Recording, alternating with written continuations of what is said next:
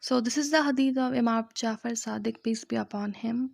And he says, whoever takes the initiative in prayer means that to not wait for trouble to come, which means who has a habit of praying daily. Even when he spent his days in peace, he has a habit of praying. See how beautifully Imam is explaining what happens when we make dua, what happens above when we make dua, when you are praying even before the troubles. However, it's not that prayer in which our mind is elsewhere that we make every day, but it's a sincere dua that we are calling Allah, that we are focused on our dua. So Imam says, whoever takes the initiative in prayer means the one who does not wait for the trouble to come and has a habit of making dua. So when trouble befalls him, his prayers, his dua is answered.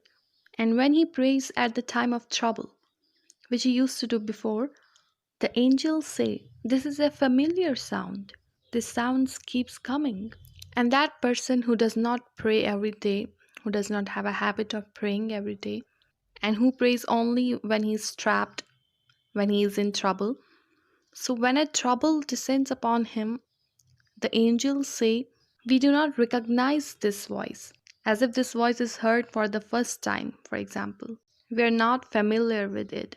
So he who wishes that whenever trouble befalls him, his supplications be heard and accepted, he should pray frequently during the days of peace when he is not in trouble. This is the formula that Imam is giving us, that if you want your dua to be accepted in the time of trouble, then you should pray when you are not in trouble. You should make a habit of praying and not that praying when you are not concentrating on your prayers. You should be fully concentrated on your dua. Only then your dua will be accepted when you are in trouble. Because Allah does not want you to be selfish. He has not sent you in this world to be selfish. He wants you to be the best version of you. If you are selfish, then you shouldn't accept Allah to be merciful on you. You should fully concentrate on your prayers, on your salah, and you should become the best version of yourself. Because when you become your best version of yourself, only then you understand who is Allah. Only then you are closer to Allah. And then you forget your all troubles and you are on ease at your troubles. Then Allah will also listen to you and He will accept your prayers.